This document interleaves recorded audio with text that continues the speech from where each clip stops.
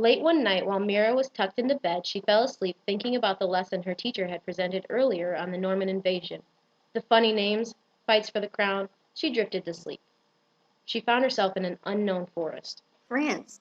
Normandy. Ugh, where am I? Hello there, stranger. Hi, where am I? In the magical forest of imagination.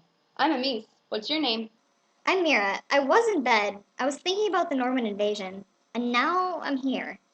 Oh, the Normans. They were a group of people from Northern Europe. Some even called them the Northmen a long, long time ago. But I think there is someone else who might be able to tell you more than I can. You see, the Queen, Queen Margaret, is the wisest woman in all the land. She could tell you anything. Oh, yes. I would love to meet her. Do you think she would like me? I promise to be on my best behavior. Will you come with me to see her? Of course, I tend to forget the history of the Norman invasion. I know it started way back sometime in 1066, but not much more than that, and it has been a very long time since I visited Queen Margaret. What can I do for you, Mira? I'm here to learn about the Norman invasion. The Normans were people who lived in northern Europe, Scandinavia. At first, they all spoke Germanic languages. You know, languages like English, German, or Swedish.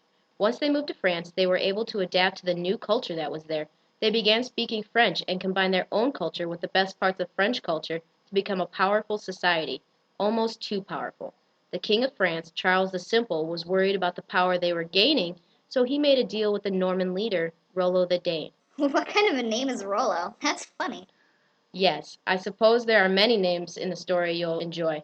Rollo had to submit to Charles as his king and overlord, and in return, Rollo was given the title Duke of Normandy. But I'm afraid I can't help you anymore. I can't remember the rest of the story. What?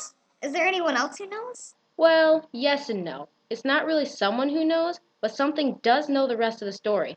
But it's a secret. I would have to use the crown from generations before me to remember the story. The crown is the most powerful, all-knowing object, and this is why I know so much. But if you give me your word to not tell anyone, I will show you the crown so that you can learn the rest of the story. Yes, of course. I wouldn't tell a soul. So, just one question. How does one speak to a crown to gain knowledge? One does not speak, but listens instead. Place the crown on your head and just listen. Amis and Mira watched as Margaret lifted the crown to Mira's head. Then the real story began. I have seen many battles fought and witnessed many changes in royalty. Let me take you back to England. In the year 899, King Alfred had passed, and his great great grandson Ethelred eventually lost England to a man called Svein Forkbeard. Ethelred soon married Emma, who was the Duke of Normandy's sister. Forkbeard did not allow him to live in England, and the couple moved to Normandy, France. The couple soon had a son, Edward, who spent most of his life living in France, which was very different from England. Sadly, Ethelred passed. But who was the king? Forkbeard's son, Canute, is the king of England. Emma marries him and has a child, but eventually both Canute and the child die with no heirs to the throne. So Edward was the only one to be the rightful king. Edward goes to England, and being raised in France, he brings the French culture with him. He is then known as Edward the Confessor. At this time, he promises the throne to three people after he dies, as he has no heir. William, Duke of Normandy, was Edward's second cousin. Harold Hardrada was the King of Norway. Harold Godwinson was Edward's closest advisor and was elected king.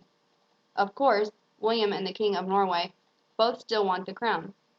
Harold Hardrada invades from northern England, but is defeated by Godwinson. However, it was William that invaded from the south and defeated Godwinson. He was crowned on Christmas Day in 1066. So William then became the king of England and was the Duke of Normandy. Yes, so there was an abundance of both French and English speakers. That must have caused a lot of confusion for people. Wow, what a strange dream.